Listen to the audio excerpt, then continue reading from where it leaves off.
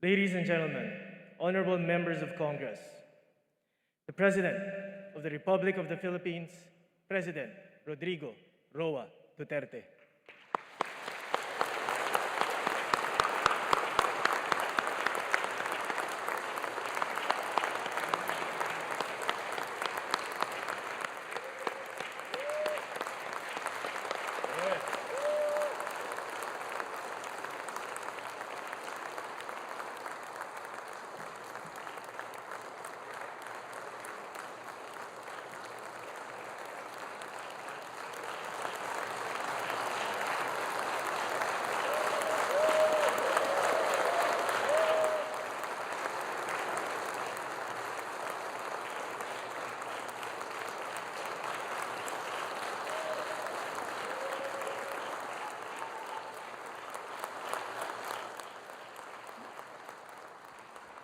Kindly sit down.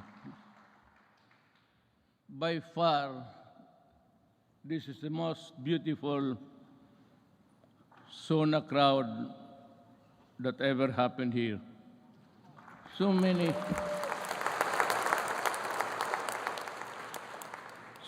beautiful faces,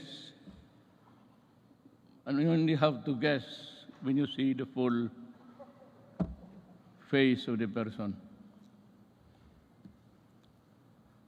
Senate President Vicente Soto III and the honorable members of the Senate, House Speaker Lord Alan J. Velasco, and the honorable members of the House of Representatives, Vice President Maria Leonor Robredo, former Presidents Fidel V. Ramos, Gloria Macapagal Arroyo, Joseph Ejercito Estrada, the Chief Justice Alexander Gismondo, and the Justices of the Supreme Court, Executive Secretary Salvador Medialdia, and the members of the Cabinet, Dean of the Diplomatic Corps, His Excellency Archbishop Charles John Brown, and the distinguished members of the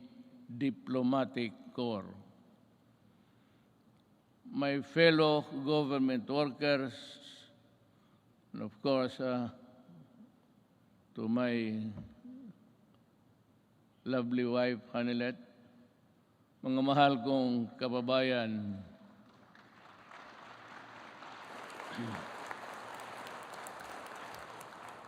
when I assumed the presidency 5 years ago, dominant in my mind were the dreams and visions of a better life for all Filipinos.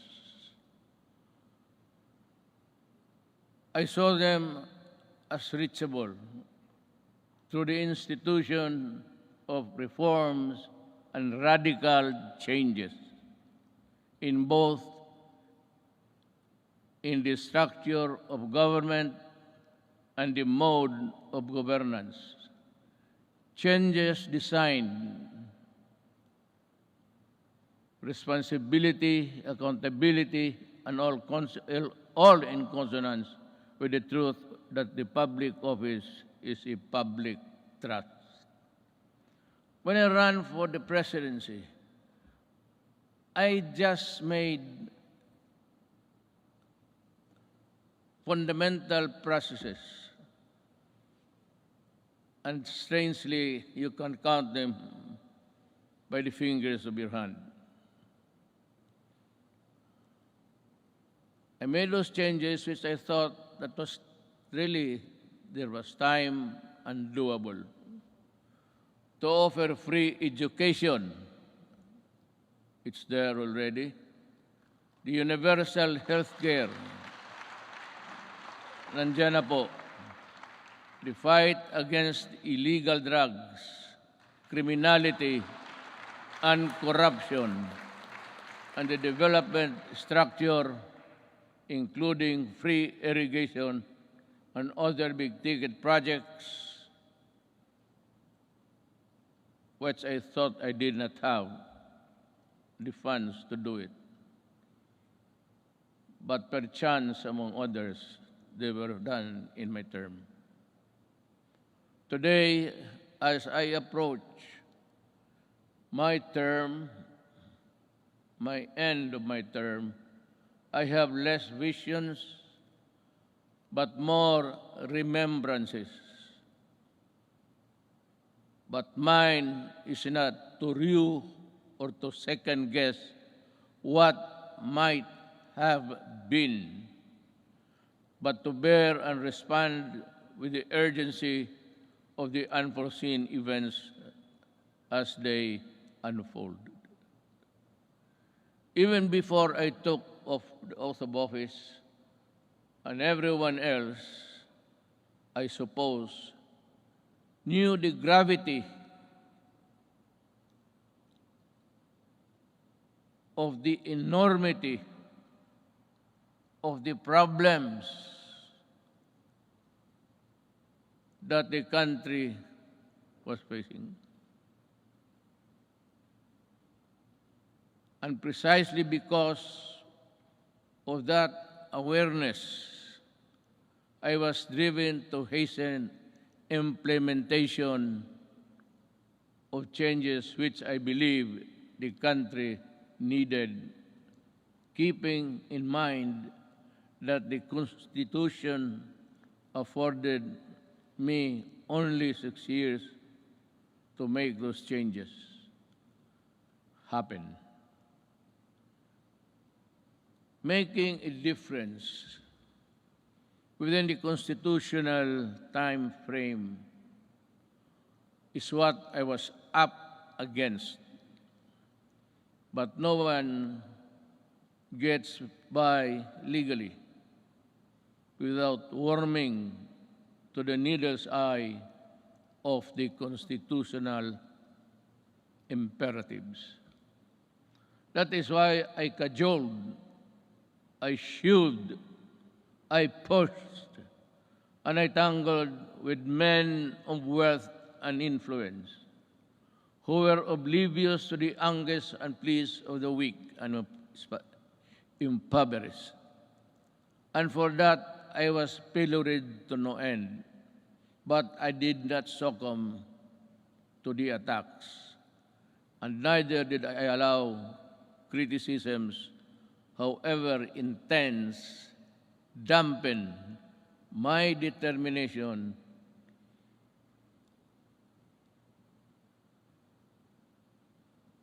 and initiatives, because my purpose was pure and unpolluted.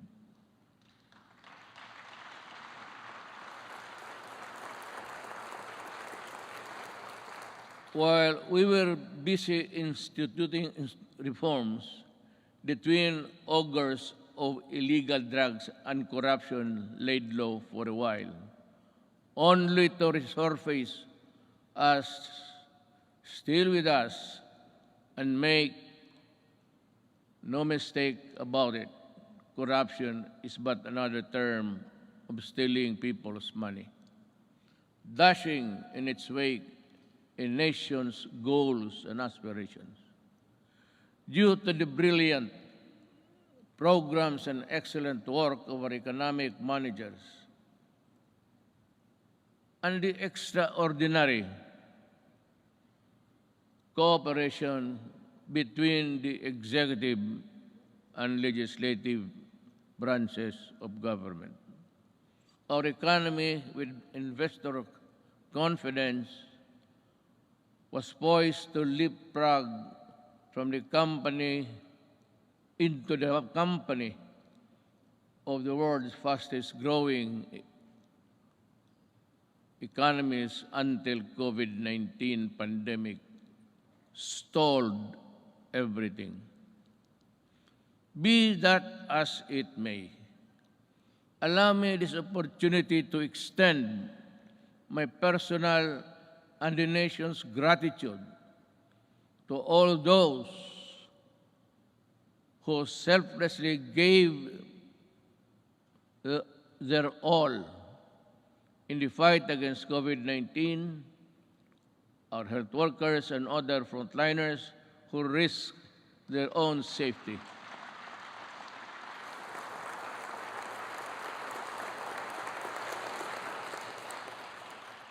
To keep our essential health services and our food supply chain running, boosting the economy, activity, and ensure peace and order in our communities.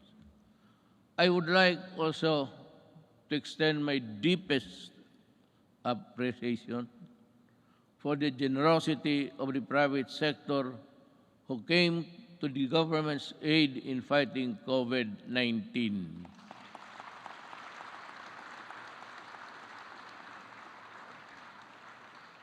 I am profoundly thankful for your sustained assistance to fellow Filipino.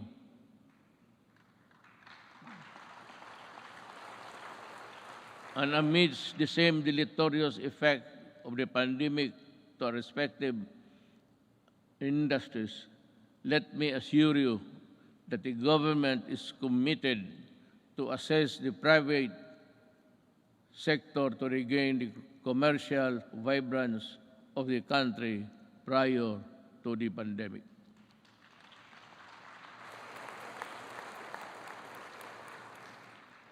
To our local executives, this pandemic pushed you to step up and deliver responsive assistance. I'm glad to have seen you undertake new and heightened responsibility, working doubly hard to protect your constituents. To the international development partners who extended a helping hand amidst the global health emergency, the Philippines remembers your kindness and goodwill with sincere gratitude.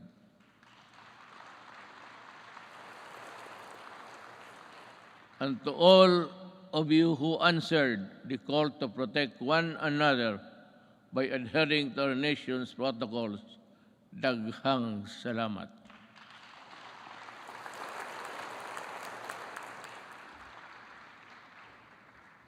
But then, let me ask, perhaps you and to myself, what exactly is the state of the nation today?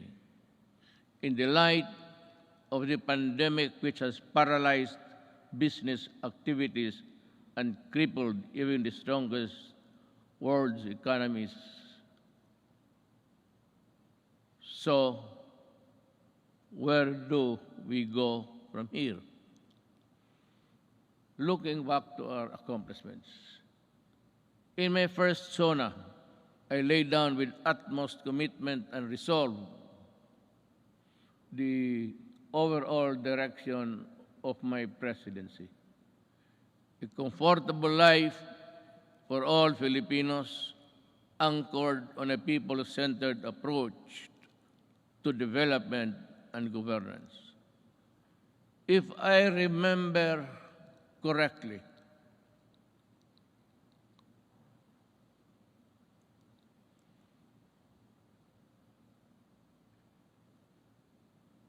my administration, I said, will implement a human approach to development governance in our people's welfare in the areas of health, free education, adequate food and housing, environmental preservation, and respect for the culture.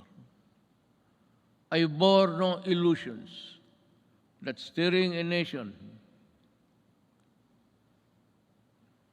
towards a comfortable life for every Filipino would be easy. Indeed, the past 5 years have truly been challenging,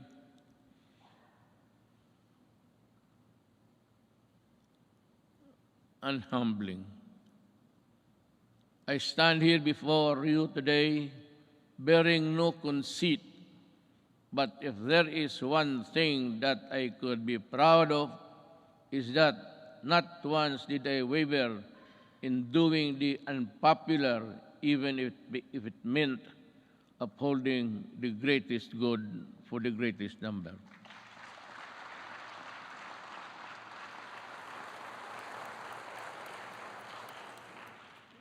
Before I took office, our country was beset with communist insurgency scattered across the nation, a separatist movement that sought to divide us on the basis of religion and religion's deficiencies, and the proliferation of illegal drugs and criminality. Our armed forces were ill-equipped to deal with internal and external threats, while the police force had been overwhelmed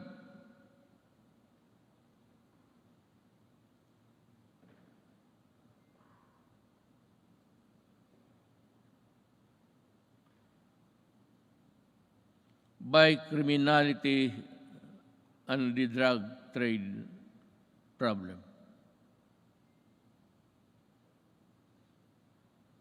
This is why I made it a priority to strengthen the institution, boost the morale of the men and women of the armed forces of the Philippines and the Philippine National Police and other armed services.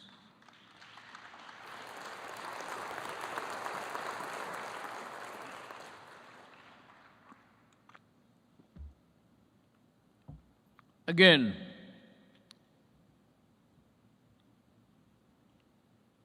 I thank Congress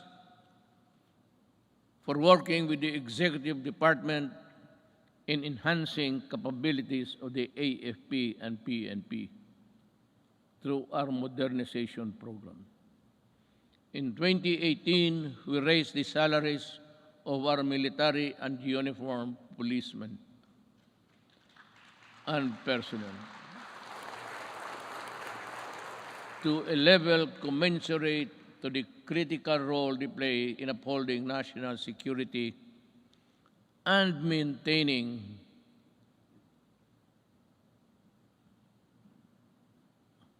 order. I am asking Congress to pass a unified system of separation, retirement, and pension of military and uniformed personnel to maintain government fiscal flexibility and provide adequate benefits and remuneration to our men and women in uniform. This shall apply only to the new entrants of the military and civil. Hindi ho lahat. It cannot be that we have to pay so many,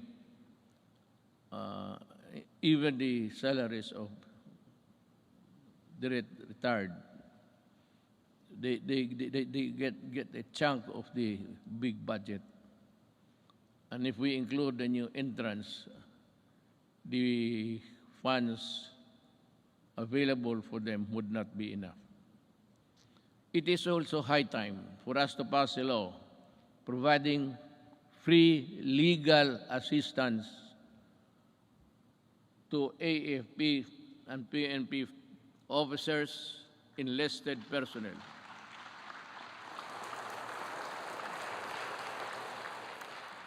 to help them from charges arising from incidents related to the performance of official duty.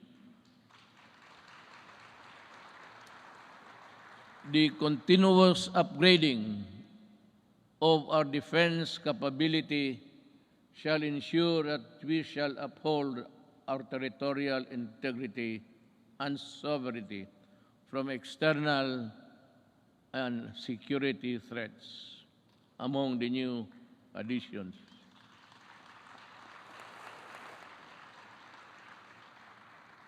We welcome the country's two missile-capable warships to enable us to protect our seas by providing them with necessary equipment, by enhancing their professional capabilities, and looking after the families of the soldiers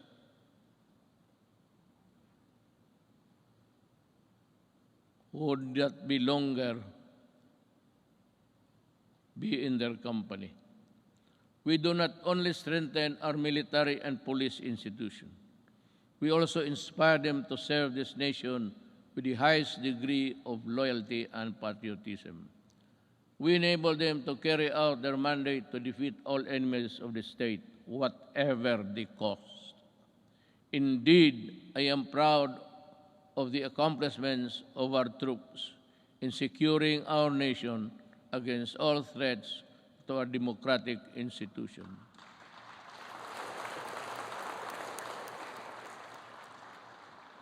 But peace must be realized.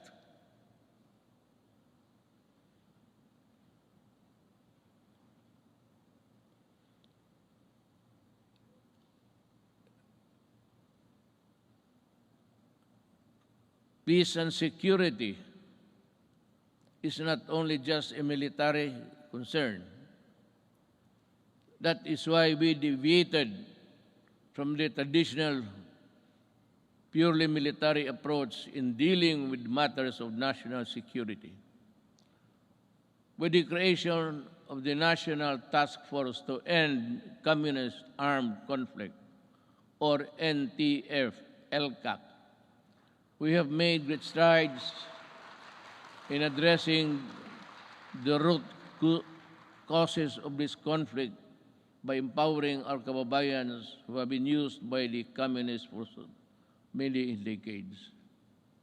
In our continuing effort to build state of safe and conflict-resilient barangays, we have worked towards the sustainable rehabilitation and development of communities where the communists used to operate. Through the NTF-LCAC, we invested in farm-to-market roads, school buildings, water and sanitation, health stations, and livelihood. Alam mo, kasali na tayo dito lahat. Always, every law or every regulation must pass Congress, of course, to the President. But sometimes, in our,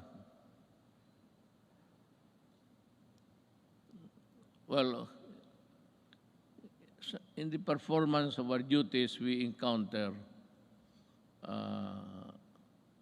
the not so nice of confronting each other. But because of these interventions, more than 17 former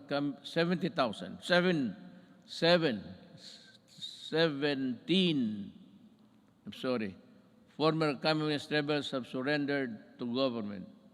They have returned to the folds of the law and are happily reintegrating programs or their local eclipse.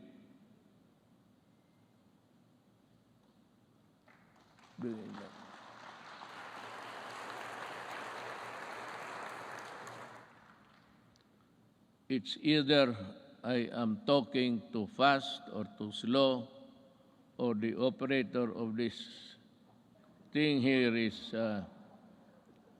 drowsy.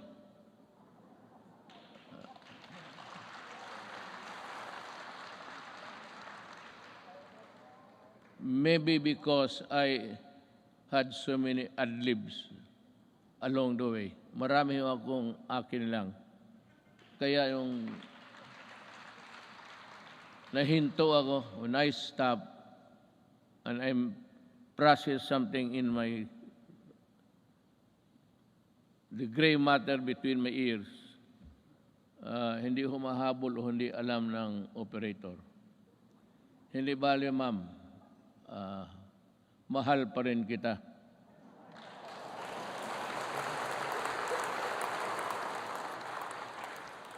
Lalaki ba ito o yung mga babae?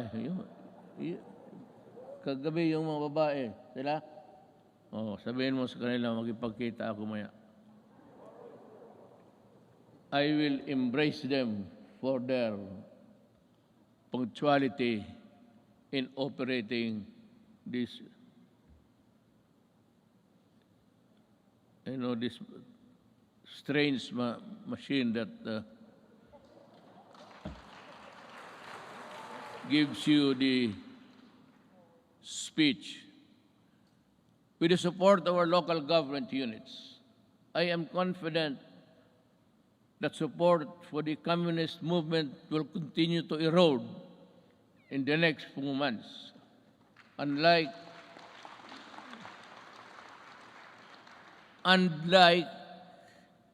the decades-old Moro rebellion in Mindanao, we also bring an end to the armed struggle of the communists once and for all.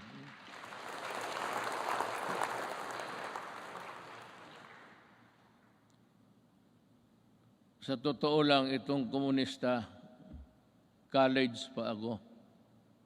Hanggang ngayon, ang mga sige pa rin. So, speech ba lang ito, kunwari lang, pero ang totoo, there's a lot of fighting going on in the countryside. But I'd like to credit the police and the military for destroying so many communist fronts. I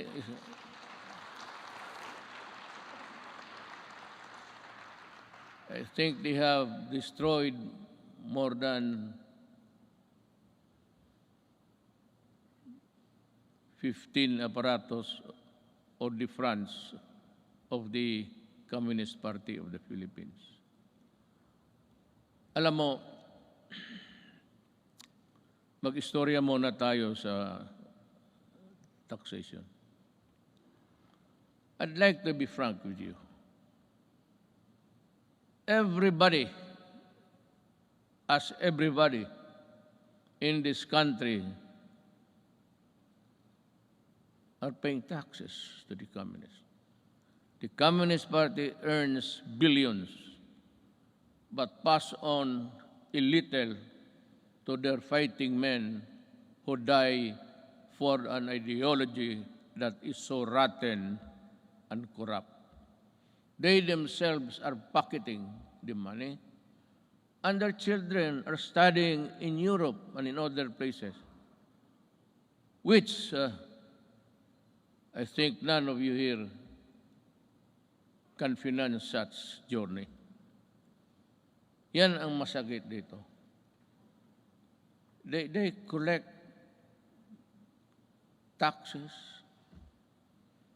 support season in Netherlands, and they do nothing but bad-mouth government and war dogmas and everything. Hindi na sila napagod. It's about 53 years in the making. And until today, the poor people are dying. The cadres, and most of them belonging to the indigenous tribes of our country, are fighting a losing battle between the communists and the government. They waste lives, they enlist children, and they are proud of it, but they deny it. But when you go to the mountains, such as I and Senator go many times, even during the elections, they were there with so many arms that I think somebody, an idiot here in the Philippines, supplied the firearms. I'd like to ask Congress, especially Senator Bato, kindly dig on because we have identified the person who imported the AK-47 into this country on the pretext of using it in the security, providing security and guards in business establishments and for those who can afford their home. This policeman, I think,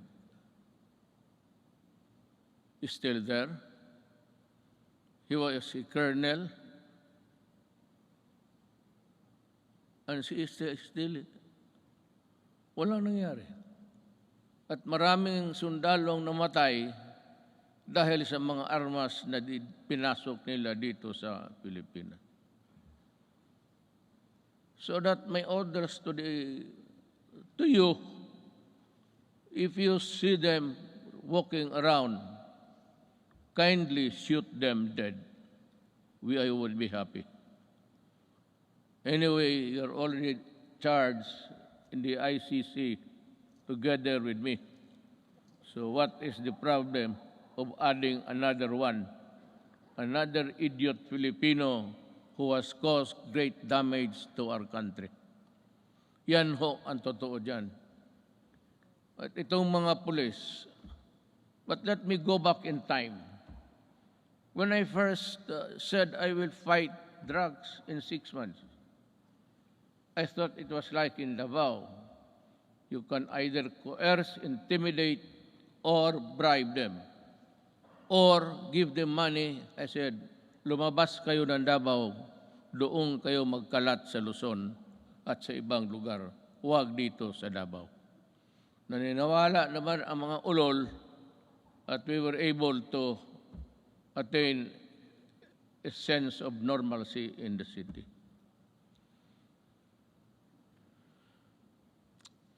Yun ho ang totoo. There are people charged with corruption and even going to prison for just maybe not telling the truth in their assets and liabilities. Nakukulong. Itong mga police were doing their thing, their drugs. They were the manufacturers and they were the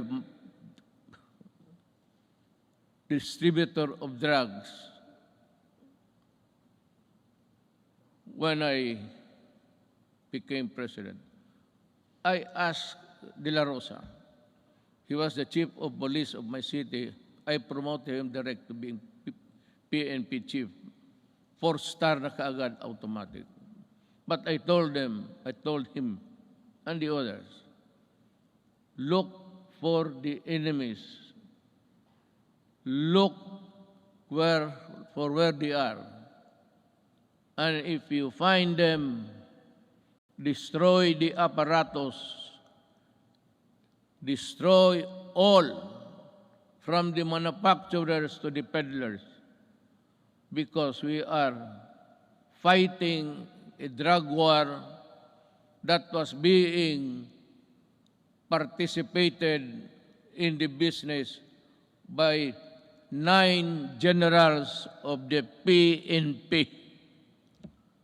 Kaya yan ang sakit sa loob ko. I did not know that I was fighting my own government. Customs and everyone else were facilitating the importation of drugs. And one importation, as you can see it every night on TV, the police now sees about almost $1 billion worth of drugs every day. And if you look at the 888, there are about 1,000 Filipinos arrested every day by the police in connection with drug trafficking.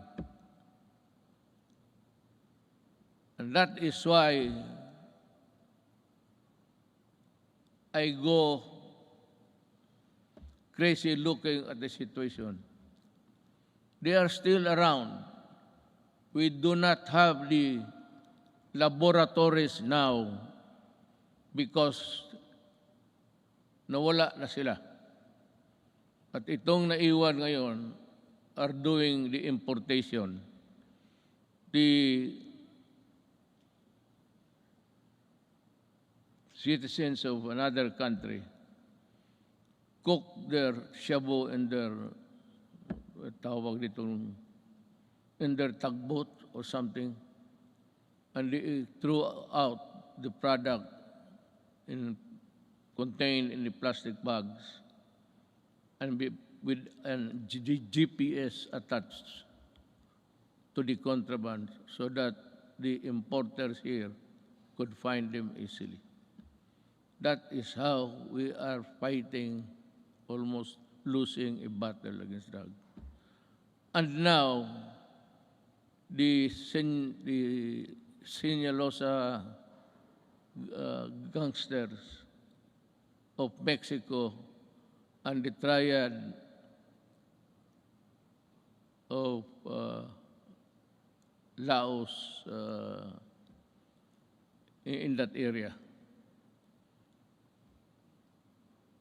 They are busy cooking, and we have the Filipinos here with nothing in their mind except to destroy a nation, distributes them. That is what I said. I've been asked the question, and several times I gave the answer. I am a Filipino, and I love my country. I do not want my country in disarray because of drugs. I do not want families break up and become dysfunctional. Yun ang masakit sa akin. If you want to destroy a family, look for a way of the member or a resident of that family home. Biglang mo na droga. Pag nandyan na yung droga at they are hooked, and that is the end. Sometimes families are separated because of drugs, becomes dysfunctional, at yung mga masawa magpunta doon sa abroad, ika nga, to look for jobs. And you know, in the Middle East, I am not attributing it to any particular country, but there are tribes in the Middle East who are employing our Filipina citizens, and they are uniform. Everybody who comes here home asks them how many hours of sleep they have. They said it's only 3 to 4 hours. And the food is hagwas. And the sacrifice because they send money to the families back home. And thinking all the time that the money was spent usefully, only to realize when she comes home that that family has already dispersed to nowhere. Bakit yan? Because itong mga durugista sa baba, itong peddlers, itong basurero, tawag, it's street lingo. They look for families na may mga nanay, tatay nagtrabaho, ang tatay or nanay nagtatrabaho sa abroad. And to think na iniiwan nila ang mga anak nila kung saan-saan na lang, to their neighbors, at the tender age of 3 to 4, 5, it breaks your heart. Iiwan lang nila sa kapitbahay kung walang mga relatives. And then, when they come back 5 years, 4 years after, they now realize that their young sons and daughters have gone into prostitution because of drugs.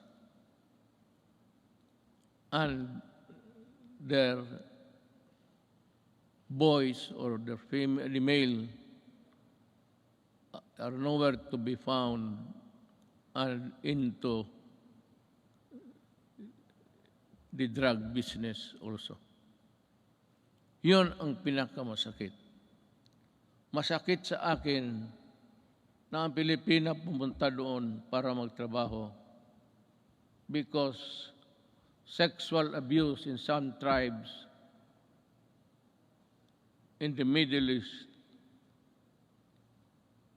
have this notion that if you are a slave or you are a paid person working for them, sexual abuse becomes part of the territory. Kaya dyan ako pumuputok at nakakita ko yung mga pamilya na sira. And to think that they labored without sleep, eating, I said, garbage, and not being allowed to go to their own church to pray, well, that is prohibited by them. And we have been, just because of their money that they get, we just look the other way around, but still being, bothered every night and day. What will happen to the next succeeding group of. That is why I have in this speech, I talk about slavery. Pero yan, magprangka ako I will never deny, and the ICC can record it. Those who destroy my country, I will kill you. And those who destroy the young people of our country, I will kill you. Talagang ngayariin kita because I love my country. You can do it the legal way, but it would take you months and years. And you know what? The statistics I just learned the other night, that plenty of those who are in the middle class have been released from prison despite the fact that they are charged of trafficking which is non-bailable, and most of them are out. Babae pati lalaki ang kaso. And that is why I said, I toyed with the idea. I said, if there is still space, with due respect to the Senate President, he is a good man. He can become a good Vice President. He is holy. Ngayon, hindi na siya nahuhuli. Noon, huling-huli siya. But with due respect to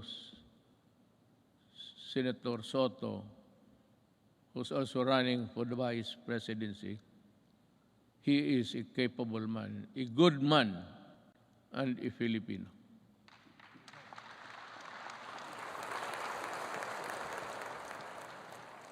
Sige ako tingin sa harap na dito para sa likod ko.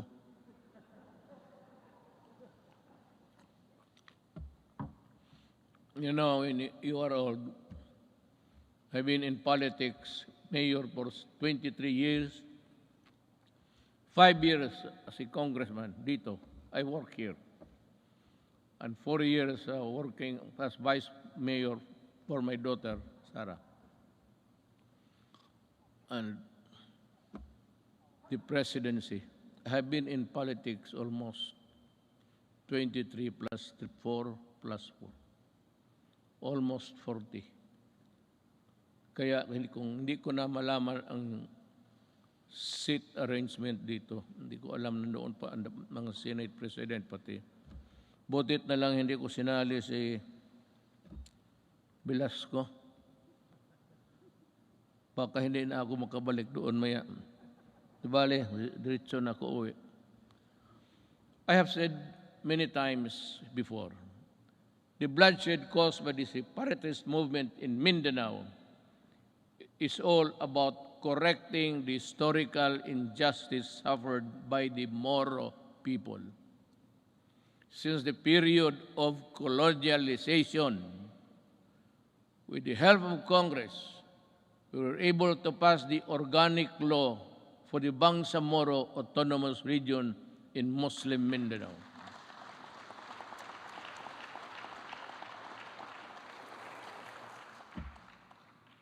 Finally fulfilling a promise that was decades in the making. Our victory in Marawi is also a testament to how the Filipinos' patriotism is far stronger than any extremist group. As I have said before many times, there is no room for lawlessness in this country.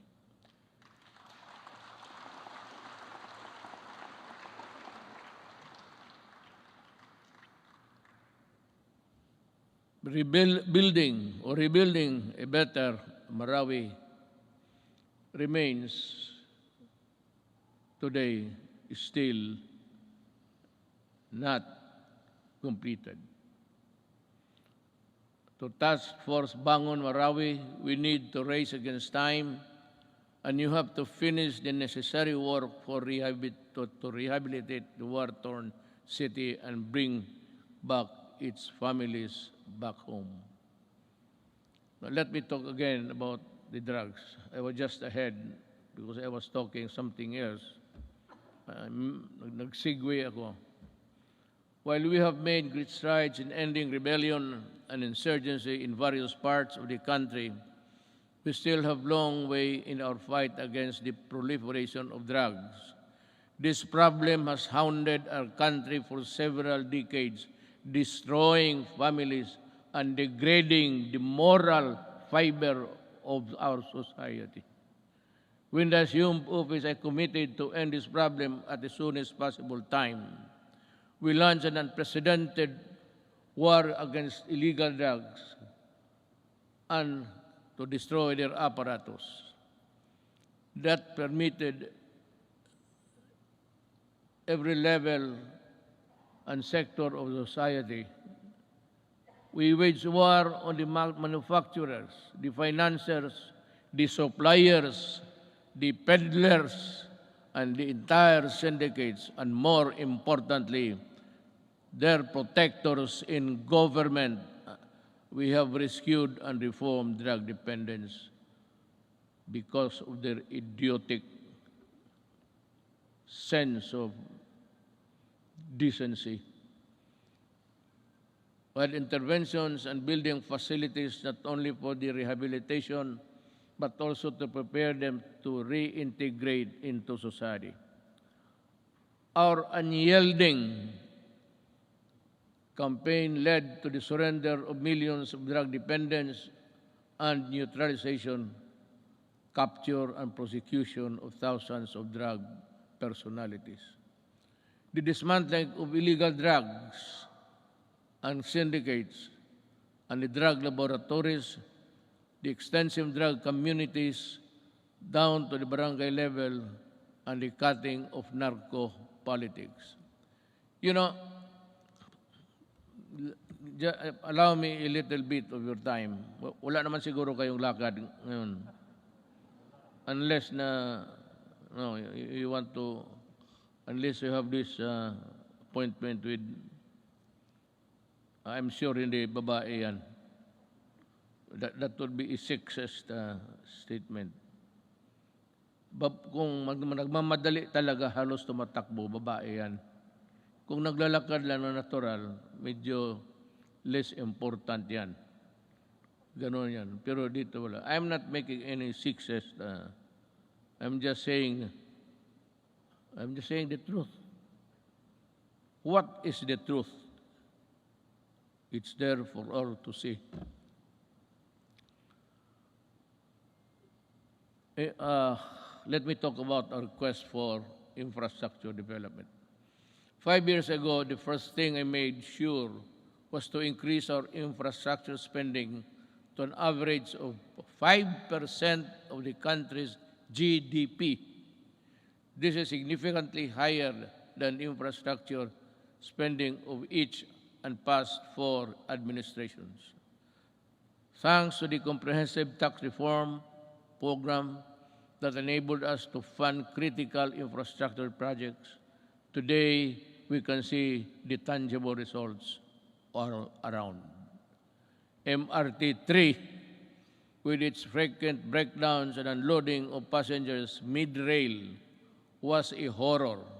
That was for the daily commuters to endure in the past. Now, MRT-3 no longer unloads passengers but to their destinations. The waiting time between trains had been significantly reduced to 10 trains running at only 30 kilometers per hour before. Now MRT runs 23 trains at 60 kilometers per hour. We have taken away the misery of public commuting. We also pursue the completion of the LRT to East Extension Project by extending Line 2 and adding 2 more stations. We have reduced travel time between Manila and Antipolo from the usual 2 to 3 hours to only just 40 minutes. Thanks to our partnership with the private sector, we are able to open Stage 3 of the Metro Manila Skyway in January this year. This decongested EDSA and other major roads in Metro Manila. On Independence Day last month, we also inaugurated the Kalayaan Bridge, part of the BGC Ortigas Centerlink project, which will reduce the usual 1-hour travel time between the 2 business districts in just 12 minutes. Beyond Metro Manila, we are pursuing several high-impact projects that will be completed within my term and perhaps in the following years. It's a question of money. Just this July, we inspected the newly built passenger terminal building of the Clark International Airport.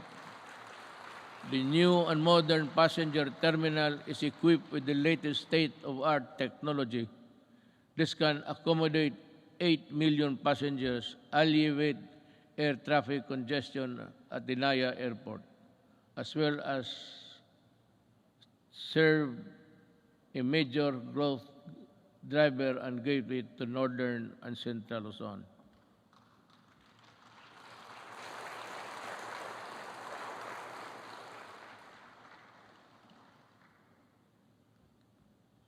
Madali man magpakpak, ang basa ang mahirap.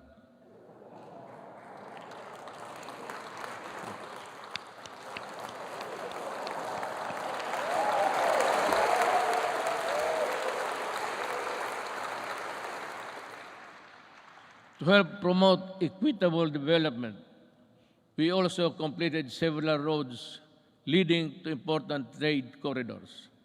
Last year, we completed the construction of the Poro Point Free Port Zone Road in La Union, which improved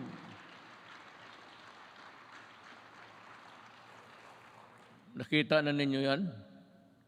Wala. Sige lang, pakpak. You don't even have a picture of what I'm talking about, I'm sure.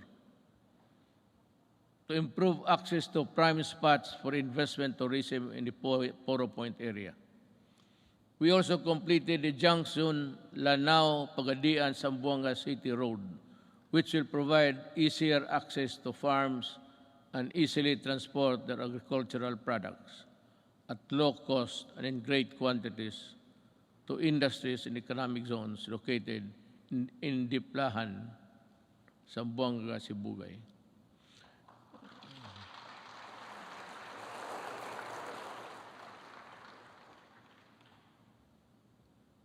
The Sorsogon City in Bicol, inuna namin yan kasi mahal ko ang mga Bicolano.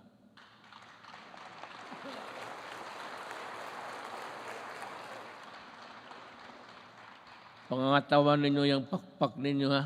Baka the Sorsogon City Coastal Pass-by Road is targeted completion by the end of 2021, while the Davao City Coastal Road will be completed by 2023. Bakit? Why? Why is Davao last? Kasi sinabi ko sa kanila, unahin ninyo yung buong Pilipinas. During the initial years of my presidency, I told the economic managers and the DPWH, pati si Art Tugade sa transportation, unahin ninyo ang Luzon at ibang areas sa Mindanao. Do not look into the political entrails of this city and other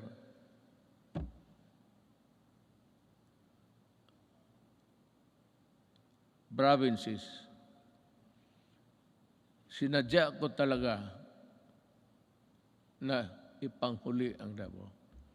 Kaya for the Davaoenos, you must understand that we cannot really unahin natin yung, kasi taga dyan ako eh. Kung hindi ako sigurado taga Davao, tapos na yan, pareho ng iba. Kaya lang sinabi ko, make Davao the last priority. At totoo yan. Sorsogon is a little politics, but that's the territory of our Vice President, Lene Robredo. Are you here, ma'am?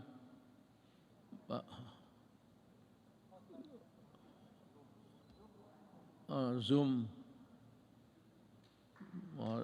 Meron ho kayong Sorsogon at iba pa. We have inaugurated new highways and roads and skyways. We have bought new trains, and these are a testament that we have greatly eased the grueling experience of traveling and commuting.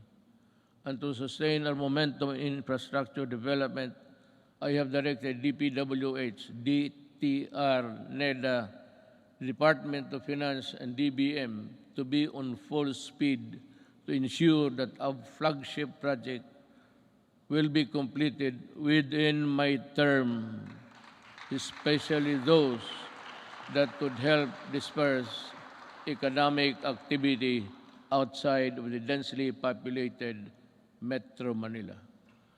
I thus earnestly call upon our LGU and private sector partners to help us speed and go for the earliest realization towards our flagship project, infrastructure, and others. Let me dwell about governance. As we improve the connectivity, we work towards greater convenience for our travelers. We have extended the validity of the Philippine passport to 10 years to lessen the burden of our traveling travelers and OFWs.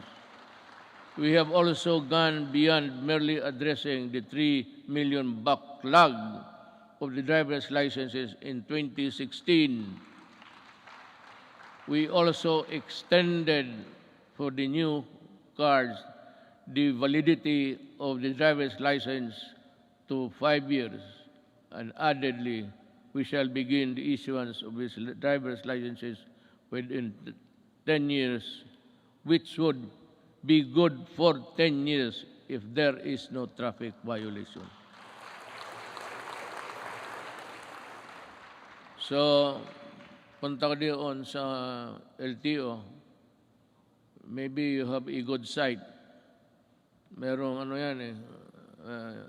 I think there's an examination there somewhere to test your ability to drive safely.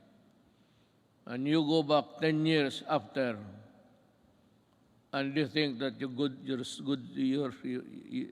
still have the good sight, and your reflexes are still good. 10 years, maraming banggaan yan. Sigurado ako. After 10 years, after 5, there should be a stricter measure to issue the 10 years validity of a driver's license by imposing stringent requirements to test the essential functions of eyesight, then the hearing. Yung iba, hindi na nakakarinig ng serbato eh. And so, I have to, 10 years is too long. So I like it. It's good. But we should have, as I said, in 5 years, we should go there for a medical makeover. Tingnan lang kung kaya pa.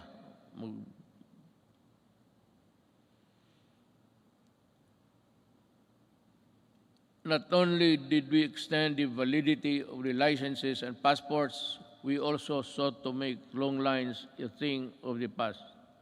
By streamlining government processes, these efforts are embodied in the Ease of Doing Business Act, which Congress passed on 2018. Thank you, Congress.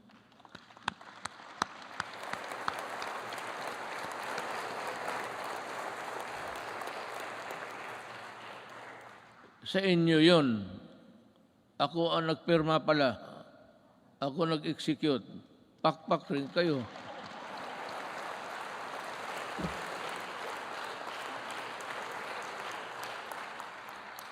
Dapat ganun ang SONA. Sabihin mo lahat. At sabihin mo na your, not really your qualms, but your misgivings somewhere there.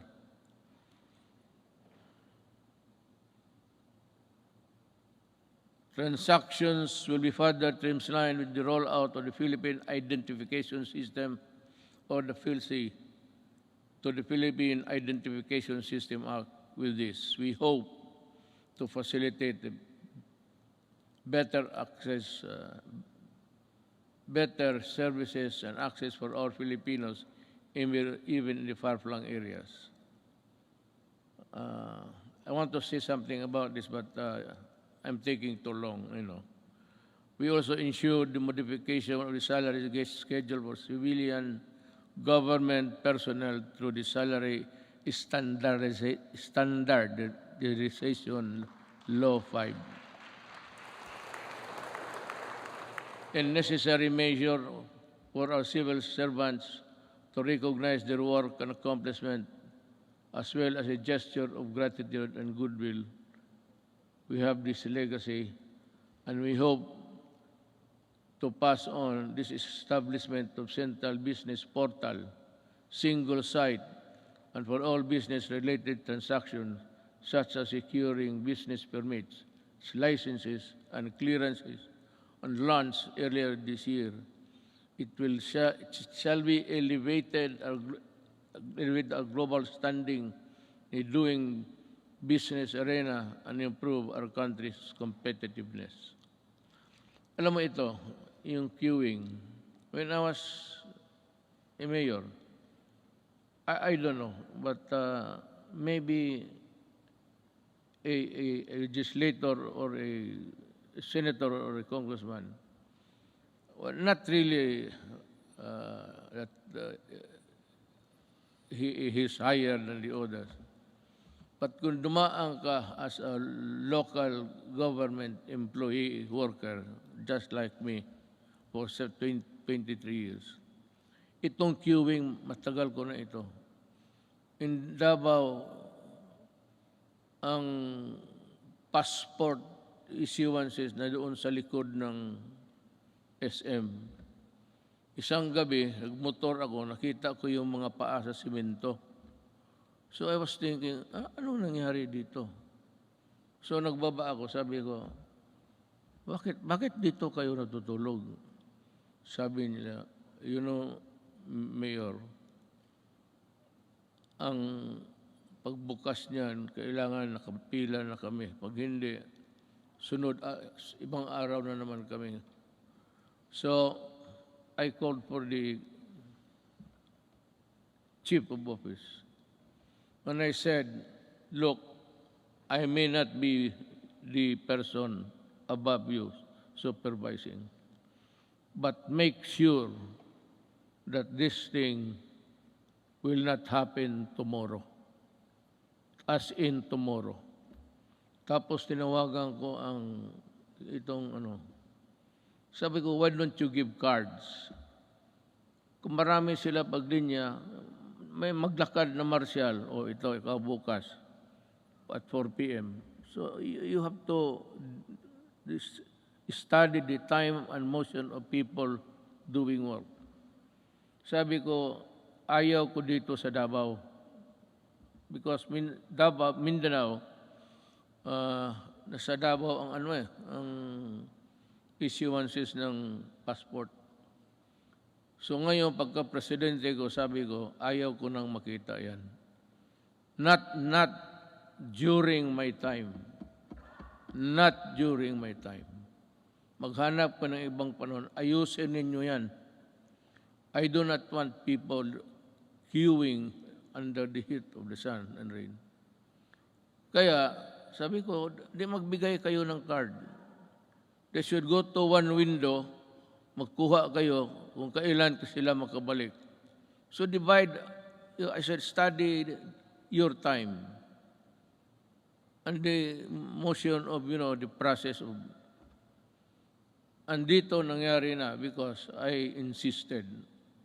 Today, there is no more queuing, especially in the National Office, Statistics Office. Nakita ko. Talagang, sabi ko na, either you fix the thing or I will resign tomorrow because I could not bear to see those people.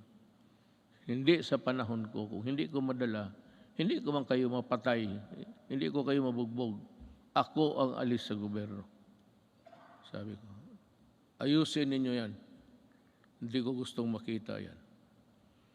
Since 2016, the Office of the President has issued 138 executive orders, 43 administrative orders, 86 memorandum circulars, 52 memorandum orders, and 1,038 proclamations. These issuances have been integral guideposts government administration and development agenda. The Office of the President has demonstrated careful stewardship of the power by initiating reforms. We upgraded and improved the system and processes to ensure that it can provide the best service to the institution of the presidency and the offices under it, ultimately to the Filipino people. To further promote transparency and accountability in government, we also issued the Order of the Freedom of Information and opens the records of transaction decision issuances of all government agencies. In relation to this, we have also Presidential Anti-Corrupt Commission that is tasked to run after corrupt and erring government officials and bring them to justice. Alam mo, I don't know if you perhaps have, have come to know about this. I have yung pastillas sa airport. There were 43 personnel involved. I fired them all. Talagang pinaalis ko sa gobyerno. Nagbalot mga ako ng pera sa pastillas. Sabi ko magbalot ka, lagyan mo ng pera. Kaya ito ang ipakain ko sa kanila. Tinawag ko, 43 of them from the immigration. Mabutit na lang, nandyan si Justice Secretary Guevara. So, that prevented me from doing it because kung hindi siya dumating, and I never expected him to be there, bigyan ko isa't isa yung papel at ipakain ko talaga yung pera sa kanila. Gusto mo ng pera, kainin mo. That is the best way of... Then you fire them. Customs 73 plus 42, and every day you have about... We have dismissed about 200 government personnel. But some I did not allow the publication because may mga pamilya eh. So of late yung sabi nila na wag na lang kasi nasasaktan yung mga... So ngayon wala na. I have stopped it. But there is no saying that we cannot reimpose it again for all of these idiots. I still have about a year to go. I will reach you somehow. But corruption is endemic in government. You cannot stop corruption. Nobody can stop corruption unless you overturn government completely. If I were the next president, if you think that there's really a need for you to change everybody in the system, then you declare martial law and fire everybody and allow the new generation to come in to work for government. Kung hindi mo ganunin, walang mangyari. Nandyan, it's in the system. Kagaya ng drugs. Sino ba naman maniwala na 9 generals sa police were into trafficking of drugs?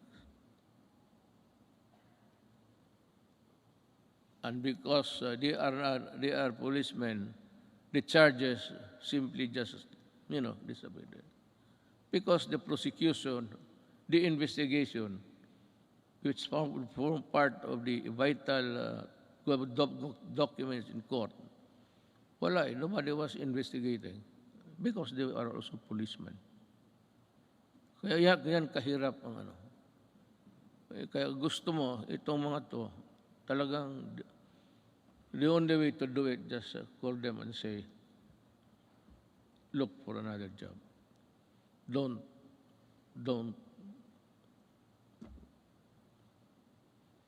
Ganon kahirap. Now, let me pursue my talk with the foreign policy of the country. In the international arena, we have vigorously pursued an independent foreign policy centered on the promotion and protection of our core national interests. Yet,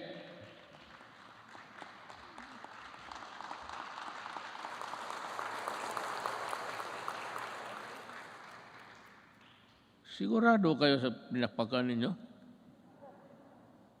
I was just laying the predicate of what I'm going to say. Yet, we continue. I will just give the cue, then you clap your hands. Yet, biro lang yan Yet we continue to work with all nations and seek partnerships that work, because despite differences, it is an independent world where interests and objectives intersect. Now, partners heretofore silent for equivocal reasons have expressed their principled positions that echo our own, that disputes and contested areas, the majesty of the law must prevail, and this is most welcome.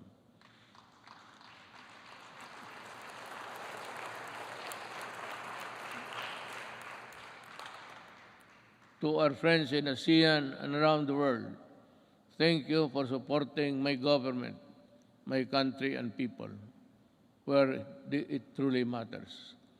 I assure you that the Philippines will remain a responsible member of the international community.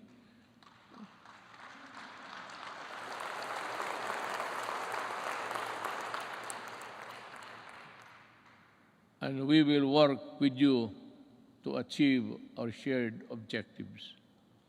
But no mistake, make no mistake rather.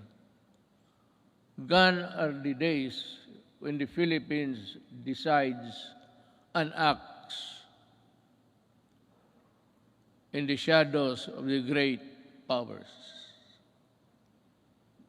We will assert what is rightfully ours and fight for what is rightfully due to the Filipino people.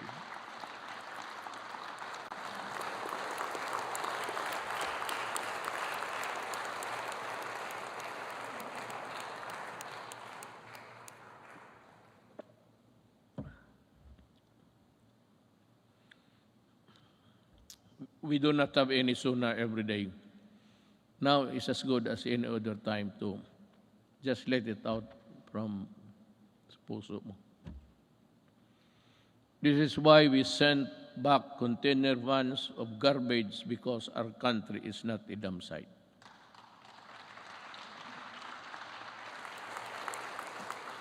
And the first country to do that, hindi ko alam kung bakit, ang Canada. And the container was there for 3 years because hindi alam ng port authorities kung anong gawain nila sa garbage. And I said, isauli mo. I want it done tomorrow. Those containers must be out of our country. Pag hindi kayong lahat, all of you in custody, I'll fire you. That is a good ground for dismissing people for accepting the garbage. Kaya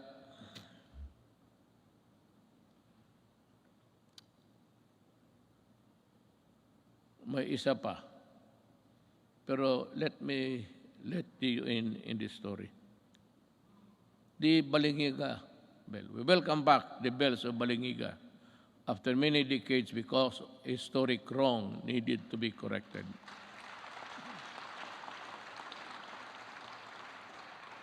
The deal was, I would say, I am in bad faith. Sigurado yan. I will admit it. But this is the real story. The Americans, former soldiers, war veterans, went to see me, I think it was in Aguinaldo, and some military men. And in no uncertain terms, they said that you have been invited by Trump to go to America. Have you decided to go there? I said, no. Why? Because I do not like the way that you are treating my country. Why? I said, for one, and there was the clamor now of Balingiga. You return the bells of Balingiga. So that's a war really sacred also to the soldiers. Then it is more sacred to us, in addition to the religion, the Roman Catholic Filipino Church, the church. Sabi nila, why would to make a deal? Si Hogan, he is around. He's a CIA agent.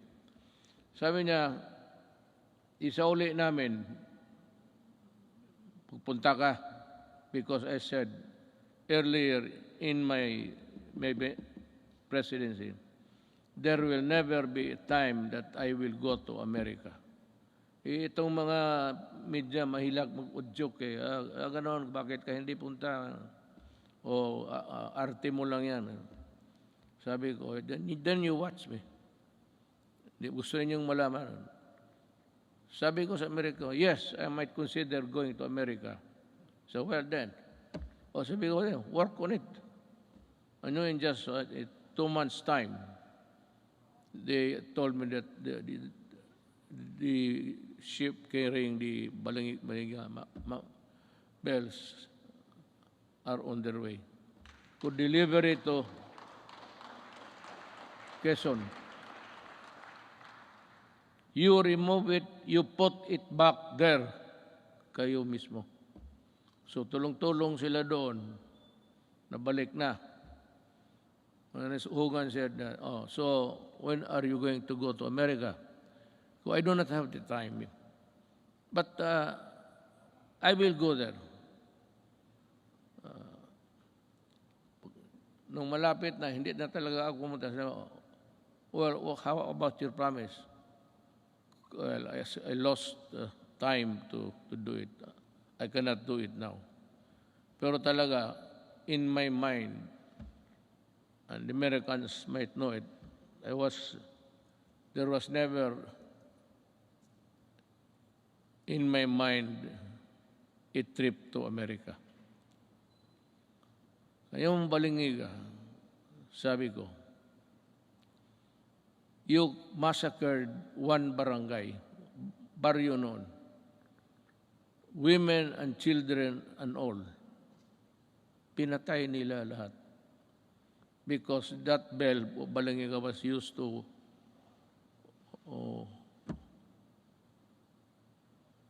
call the people for prayers, ganon. Sa simbahan yun eh. So yung ginawa nila, every time it is used, the Americans knew that it has a great significance to the Filipinos, the Balingiga.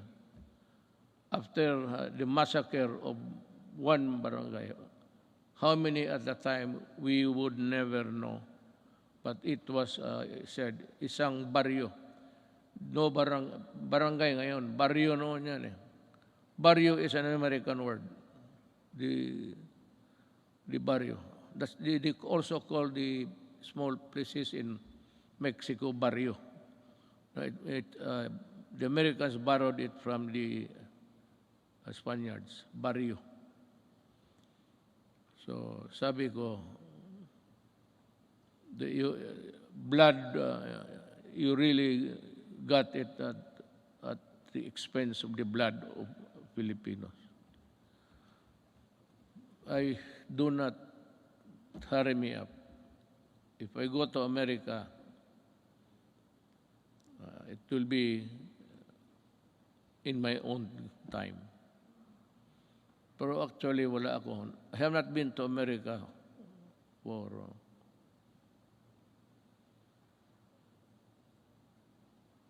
almost 10 years, 22 years. I have not visited America, and I do not have the intention of visiting it anymore. We called on the world to dismantle the heinous kafala system. Ito ring isa. Because the Filipino is no slave unto anyone, anywhere. And there is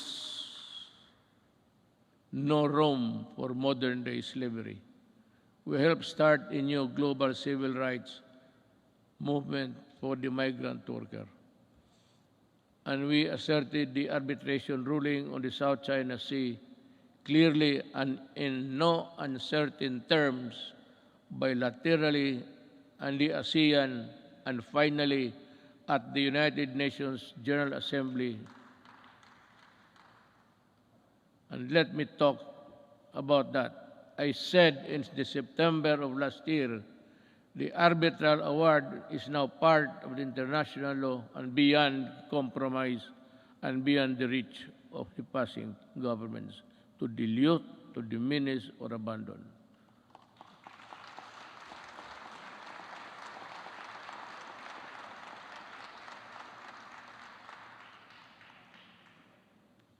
That is the problem.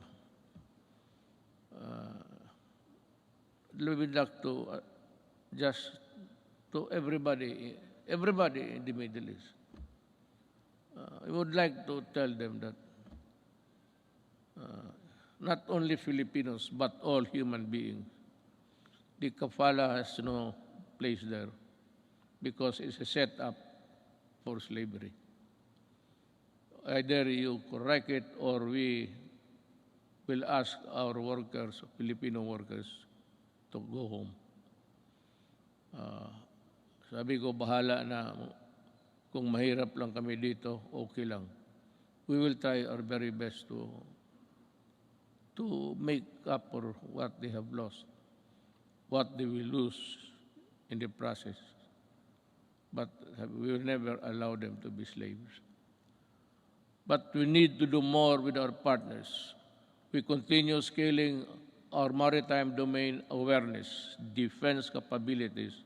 Yet, we will not close our doors on diplomacy and the tongue, because that is how disputes are settled and never by force.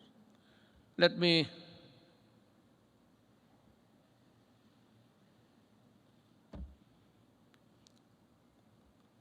alam mo, I respect the opinion. You should be aware by now of how I talk, especially on matters of crucial matters that involves the country. Ito bang arbitral ruling? I've said it I think in the later part of the speech. I said that what's your problem in the arbitral ruling? America and some Filipinos, brilliant Filipinos, I would say, keep on pushing for something which I really do not know. I have made a speech before the UN. Nakasump lang rin, nandito lang ako. Hindi ako pumunta doon. But in that speech, I laid down the bare, sabi ko, ng ating administrasyon. Ano pa ang gusto ninyo? What will I do with a document that is not bind China because they were never a part of that arbitration? There was really no arbitration at all because it was only the Philippine side was served. Well and good. But ito ngayon, that there is the arbitral ruling, you know, I do not want to insult these people pushing me for something more than what I can handle. At anong gusto nila makipagira? Do something. What do something? Do you want war against China? Well, I'll tell you, even on the coast beach of Palawan, before you can take off, the missile of China would be there in about 5 or 10 minutes. It would be a massacre if I go and fight a war now. We are not yet a competent and able enemy of the other side. So what I did was I was just being nice to them. But for some people to say that I was helped by China in being president, these idiots, really. I will never, never do that. Hindi na bali ako, hindi ma-presidente, hindi talaga gagawin yan. To be, what? Receiving money from China to buy votes? They say that they help. Maybe in some Chinese communities, the gossip going around was that support Duterte. But the whole of the Chinese community in the Philippines went for me. Why? Kasi sa Davao nung mayor ako, ni minsan hindi ako tumatanggap baski Christmas gift. Dito marami dito sa Maynila, presidente ako ngayon. Maraming nagpadala ng baril, kung ano diyan, gobs. Sabi ko, isauli mo yan. Yung mga relo, itong aking relo, it's IWC. This is only 300,000. But the patik that has come way me, sinauli ko talaga, return it. O pag hindi, itapon mo sa Pasig sa harapan nila. Hindi ako tinulungan ng China. Nag-usap kami ng China civilly, but after election. And after election, I was a good friend of presidency. Until now, when the pandemic struck, the first country I called for help was China. Presidency, sabi ko, President, we have no vaccination program here because we do not have the vaccines. We have not been able to invent one. We might have a hard time. I said, no, it's okay, we'll send you. And he sent us, I donated about 1,500,000 of vaccines. Ganon, kaya sabi ko, ako, lalo na kami mga Bisaya, mabigat sa amin yan, for us Bisayans, yung utang na loob, mabigat talaga yan. Hindi mo mabayaran ng pero pag may utang na loob ako sa iyo, you can be sure that I will be your friend, a true friend, and die for you. Pero ito, China mag-die, bakit ako magpakamatay dyan? Sundalo ako, ubusin ko. How can we fight China? Do we have the weapons? Do we have the everything? Now comes America. They say that if the attack is against the Philippines, they will defend. But they issued a statement that America does not meddle in conflicts involving the boundaries of other nations. And if America has to go to war, you would have to go to Congress to get, American Congress to get that authority to go to war. That is why many presidents, hindi na lang, it was just not an error, a mistake, a malicious mistake. No president has ever been punished for being, attacking nations, getting into a fight with nothing. And if they come here, well,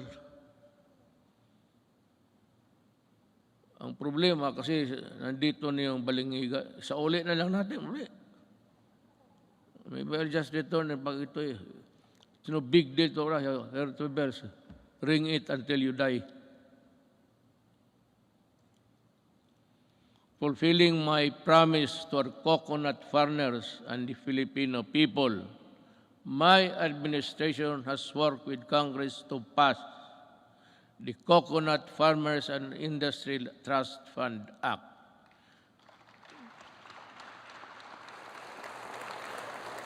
We have returned Also, the cocoa levy funds to its true and rightful owners, our coconut farmers. The fund is now worth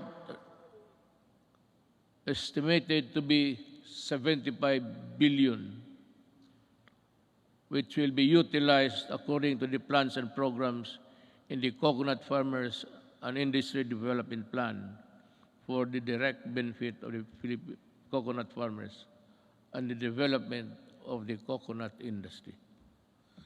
In our effort to ensure that food is within reach to every Filipino family, we work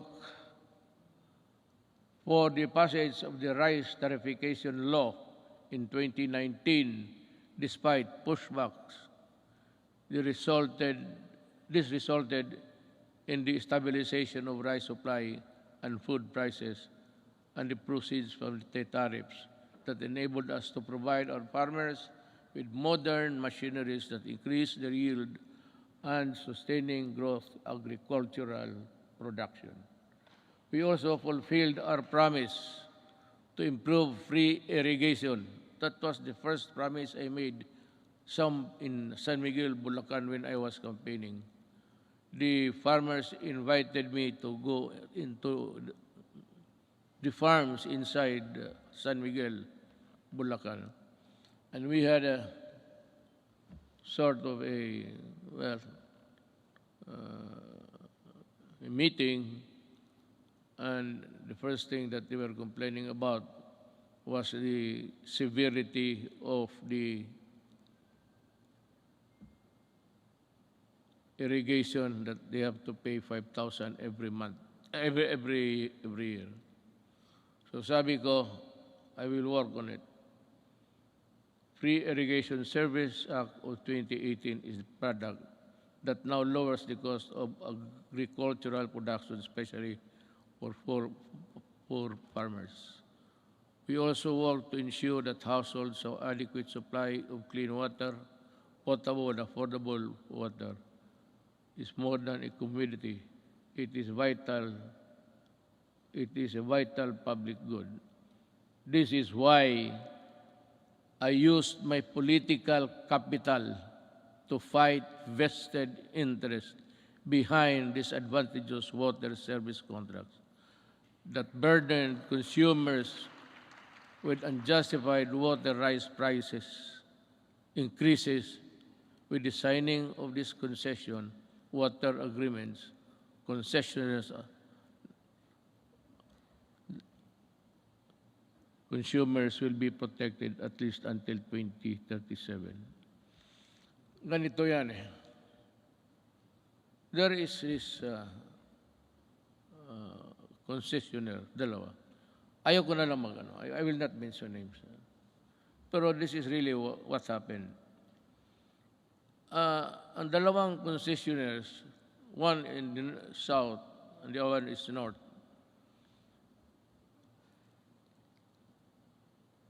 as the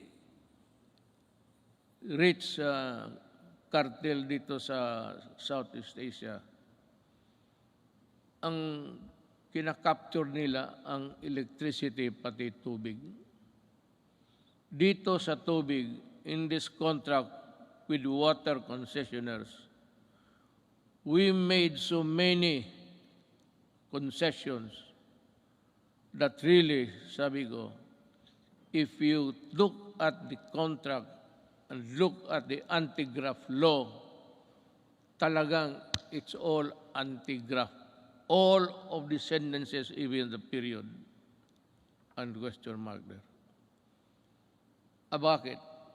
Sila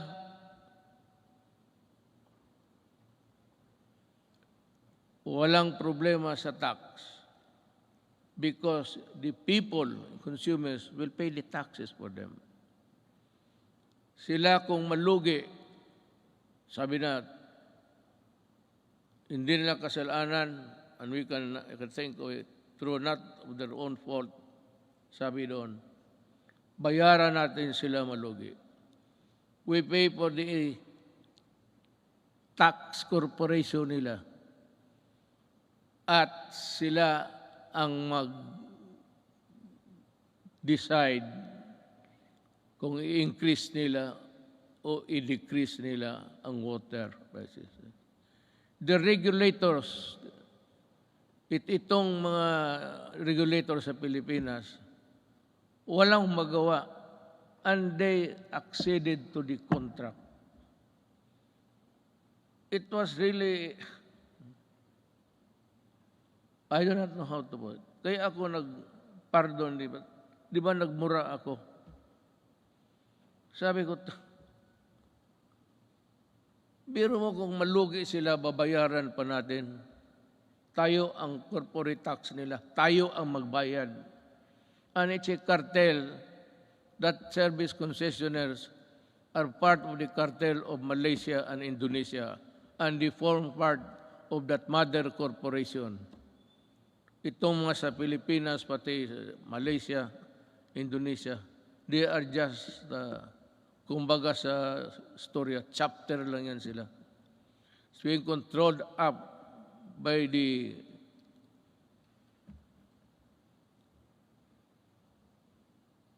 kasabi ko, wala ito. I told them, I told Dominguez, tell them that I am no longer honoring the contract. Meron pa doon, payment of itong tax, water treatment plant to be constructed in the Harrison Plaza site. Yun ang pinirmahan natin. So, 1997 up to the present, or up to the month that I blew my top, nagbabayad, ewan ko kung ngayon nagbabayad, there's a, sa water bills ninyo for enhancement of quality water. Ang ibig sabihin, water treatment. And they were collecting since 1997. So until now, how much of the Filipinos' money are with them for nothing, not even for a song? Kaya ako,